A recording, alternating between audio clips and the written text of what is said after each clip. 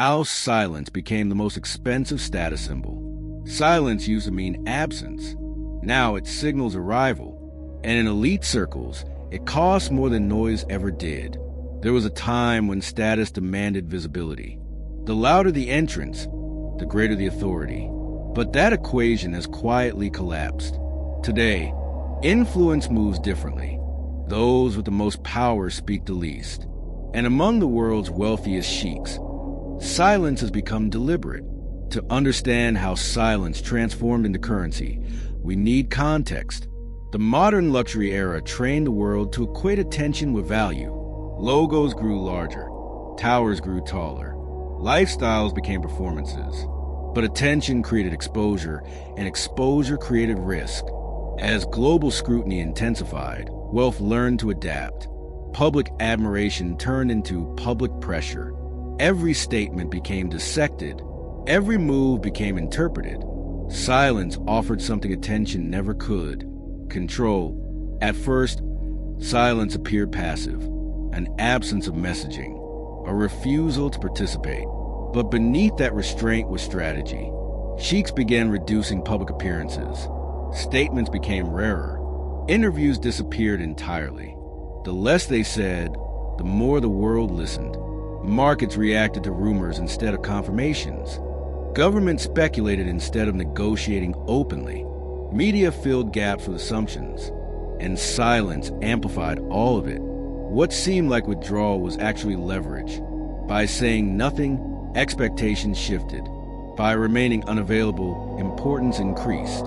This was not secrecy. It was selective presence. Silence filtered access. Only those who mattered heard anything at all. And slowly, quietly, a new hierarchy formed.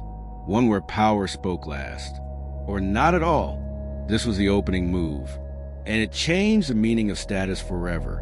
At first, silence functioned as a buffer. A way to avoid misinterpretation. A method to reduce unnecessary exposure. But its effects went further than expected. When statements stopped, intermediaries multiplied. Advisors spoke instead.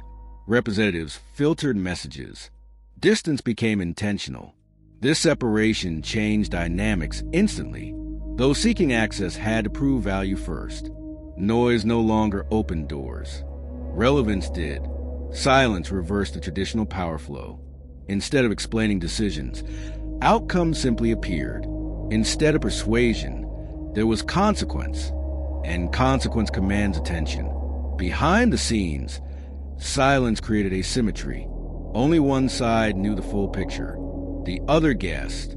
That imbalance reshaped negotiations. Uncertainty forced caution. Caution created concessions. Silence also altered perception internally. Within elite circles, restraint became prestige. Speaking freely signaled insecurity. Withholding signaled confidence. Even luxury itself adjusted. Objects mattered less than boundaries. Time became more valuable than displays. Privacy replaced spectacle. At events, presence shortened. Arrivals went unnoticed. Departures left no trace. And yet, influence increased. Because silence is not emptiness. It is space. Space to observe reactions. Space to measure pressure. Space to decide without interruption. However, silence carries weight. The longer it lasts, the heavier it becomes. Expectations accumulate. Assumptions harden. Narratives form without permission. And eventually, silence demands interpretation. That is when tension begins to rise. Because when power refuses to speak, others start speaking for it. And not all interpretations are favorable. The question was no longer whether silence worked. It was how long it could be maintained. And what would happen when silence itself became the message. As silence stretched, its meaning began to fracture. What once felt controlled now felt ambiguous. And ambiguity invites projection. Investors speculated motives. Governments read intent into absence. Media narratives filled the vacuum with certainty. Silence stopped being neutral. Every pause became analyzed. Every delay became intentional. Every non-response became interpreted as power or weakness. This was a risk. Silence amplifies perception, but it does not control it. And perception, once untethered, moves fast. Within elite circles, fractures appeared. Some advisors urged engagement. Others warned that a single word could collapse leverage. The balance grew fragile. Then came the pressure point, a moment when a response was expected, a decision affecting markets, borders, and alliances. Silence here would speak louder than any statement, and silence was chosen. That decision triggered a cascade. Uncertainty rippled outward. Markets hesitated. Allies paused, but rivals moved. They tested boundaries, probed limits, interpreted quiet as hesitation. This was a turning point. Silence had created dominance, but now it demanded proof. Inside private rooms, the calculus shifted. Silence could no longer be static. It had to become directional. Because power is not just the ability to withhold. It is the ability to act without explaining. The strategy evolved. Selective signals replaced statements. Actions replaced words. Outcomes replaced narratives. Silence was no longer absence. It became framing. And that framing would soon reach its peak. Because the most powerful message is the one delivered without sound. The climax was not a speech. It was an outcome.